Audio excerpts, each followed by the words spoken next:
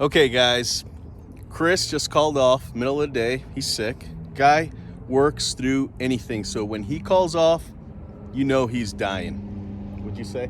Yep. So I'm with Gary, the new guy. He's so new, he doesn't even have a uniform yet. You know, I kind of hold off when I give somebody a uniform. I want to make sure they can at least make it a week or two. And then, although you've been here now, this will be 3 weeks on Monday. So the problem is at this point, I don't have any larges anymore. And I don't think you're a medium. So anyway, what we're going to do is I'm going to fill in for Chris and have Gary show me how to do some stuff. Maybe I show him some stuff. But here we go. You ready? Ready. So I was about to head out, and then I realized there aren't any spring wake-ups on the list. There's only mowing. So either my phone didn't sync up, or they did them all, and all we got to do now is first-time mows. That's Tina, by the way. She is amazing. Real quick. On Chris's list, did he finish all the spring wake-ups? Which will actually make my day a little bit easier, I think, I hope. I did was I assigned them all to me, but then I thought there were some spring wake-ups on there. See, why? That list is not what I have. Okay, we got it figured out. My phone just didn't sync up for some reason. Anyway, the work must go on.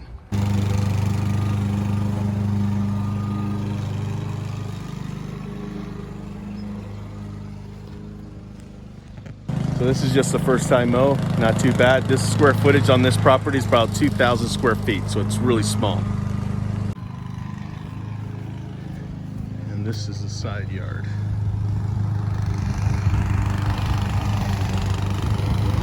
You can only get here, get through the backyard, going from the sidewalk up there.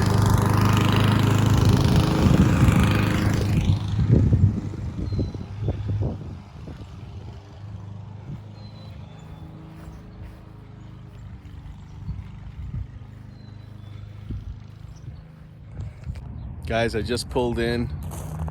I am beat. I think it was 2 o'clock when I went out, and I just got back. It's 6:30 now. We did 2 spring wake-ups and a first-time mow. That first-time mow was really easy. Spring wake-up, the first one we did wasn't that bad. The second one we did was bad. Just heavy thatch. I was having problems with the power raker. So I had to keep stopping, keep starting. So a bunch of time went on with that one. We lifted up so much thatch out of that place. Anyway, I did it. I'm not complaining. Actually feels good to have gone out and kept the work, you know, without falling behind. So we still had a first time mow. I did call the homeowner.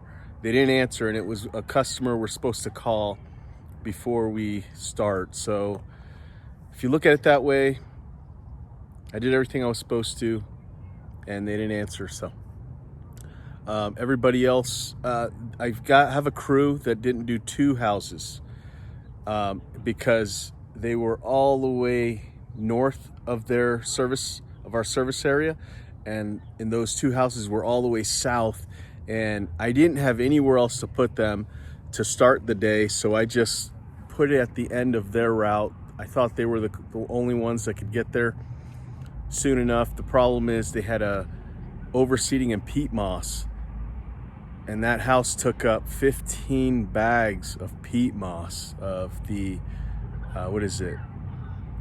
The 3 cubic square feet bags. So that's a lot of peat moss. So anyway, done for the day. I thought I was the last one, but there's still a sprinkler tech out, and he still has to come to the shop to pick up his truck. So he's the last one to leave today. So, and there's 2 techs, they're working together. I haven't even looked at their list. I'm gonna go home. I'll get on my iPad and look at, you know, what's going on, but I wanna get out of here. It's 6:30. Normally I'd finish up, but those jobs just kicked my butt and my wife has kebabs that I need to grill, and I am really hungry, and that sounds delicious. Hey guys, it's Saturday morning. Friday, yesterday was a record day. We'll just leave it at that. That's why I hopped in a truck. I didn't actually have to. I just wanted to keep that momentum for the day going. We had some big giant list, good money on the revenue chart. So I thought, let me hop in there, keep it going, and I'm so glad I did, because today there's still a lot of jobs for the amount of guys that work on Saturday, and most of them just like working till 1, 2 o'clock. So I'm really glad I did that and kept that momentum going for the day. So anyway, so yesterday was a record Friday for us. Great day. Hoping for a good Saturday too. I think we've got, I'm just throwing a guess out there, I think about 1,600 on the revenue list today. Not bad. Not bad for a Saturday. Again, I basically work Saturdays just for the employees that want to work. I don't actually feel like, I'm glad we don't shut down on Saturdays, because we could make up work that we couldn't get to the rest of the week. Those little odd jobs. I'm just trying to see if somebody's out there for me, but I have a special guest today. Douglas Macario will be here today. He's on a business trip, and he's gonna stop by and say hi. I don't know for how long. I think we're gonna have breakfast. That's about all I know. But that's really cool. He's here from Dallas. And so I'm just waiting on him now. Anyway, yeah, so one of the things about retaining employees, like one of the things you can do is, work with them when they want hours. So I've got guys that don't mind working on Saturdays, and because of that, all the office people know that there's a handful of jobs that we can put on Saturdays, even in the garden division. So because I've got 2 gardeners that just want to work all day if possible on Saturdays, but we're not here in the office all day on Saturdays, so we don't put that much work. So I don't want them out there all day and then a customer call and it be like 5 or 6 o'clock. I think by 2 or 3 or 4, I like everybody done so that I can have my normal Saturday at home and not worry about the phone ringing with things going wrong. You know what I mean? So that's one of the things I do. And so the guys know that if they want to work extra hours, they got to let me know. Now, the one thing I do about the Saturday schedule is when I have employees that want to work Saturday, they basically have to commit. They can't just call me on Friday and say, I'm not working tomorrow. Because if that's the case, I'll stop scheduling work on Saturdays, because that's our final day of the week where we can do these extra jobs or make up work. And if I can't rely on anybody, I won't schedule Saturdays. Do you know what I mean? So that's my one thing. I ask my employees, like today, one of my guys is calling off, but that's all right.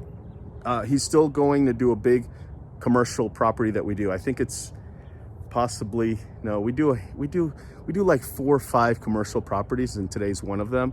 And he's going to help do that, and then he's going home. And I'm totally fine with that. But I got another employee who's kind of new. Actually, he is new. And he told me this morning, he's here. He's like, I told you I'd work Saturdays, but I almost called off because I'm not feeling good. In fact, I threw up at home. So I said, hey, man, I understand everybody gets sick, but on Saturdays, I really need you to come in. And he said, I know, that's why I'm here. And that's why I didn't even think about calling off. So anyway, he's now texting me at a property. So I'm going to go take a look at that and see if I can help him on the mobile app.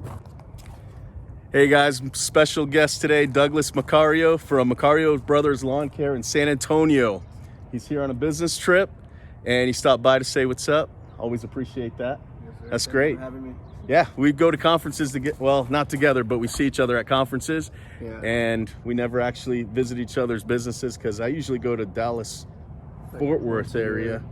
Yeah, once a year. We didn't go this year. But anyway, tell me a little bit about your business, bro. How many? What's your revenue? So last year we did 584.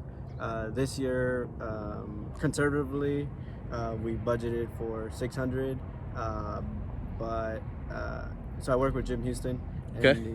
that's conservative. That was like low on the Christmas lights, but we should do at least 700.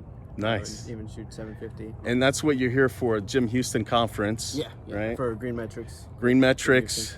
They're showing you how to, how their operation sets up and everything. Yeah. That pretty interesting. I was this close to going, but I was short staffed those couple of weeks that I needed, that I should have made my decision, and I just didn't make it. And it's so close that I just procrastinated, and now I'm out and didn't go. So yeah, it was pretty fun. It's more towards commercial, but you still get ideas and everything, and then contacts. So with that, do you do commercial? Any amount? Not really. No. We Yeah, just have me like either. One little law office, but Yeah. I do restaurants, which I'm okay with, because they do pay. yeah. Even though they go through managers, like there's a system in there and they just pay. And I just started doing this little community that was $1,500 a month, and I looked at it and we could do it. So we're just gonna do it, and that's what we're doing today on Saturdays. One of the jobs we do. But so tell me a little bit about some of your problems, issues that you've been dealing with, if any. I mean, it's like anybody else, really, just employees. Yeah. I guess I'm at the point where I need to delegate a little bit more. I guess I'm a bottleneck. I'm a quick start. I don't know about Kobe. Yeah, definitely. I just get more in the way than anything. So what does that mean? So see, I'm like, I delegate. I think that's one of my strengths. Yeah. But I'm also in the business. But I'm just like the flight director. Yeah. I'm in there. I see everybody working, but I don't really say, hey, you're doing it wrong. Do it this way. I mean, I try to have meetings and tell everybody, but I try not to micromanage. So what do you mean by you're the bottleneck? Like things still have to come through to me.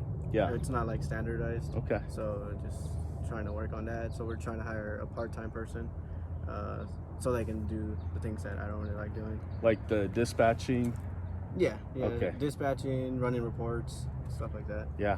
So I got an office manager who wants to do it, the dispatching.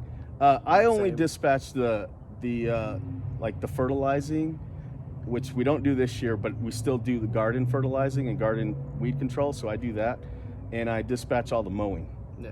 And then the garden managers, they dispatch the gardens, and that's really nice. Just so you know, it is nice to let somebody take care of it. I want to do that. My manager, she wants to do that too, but things are always changing.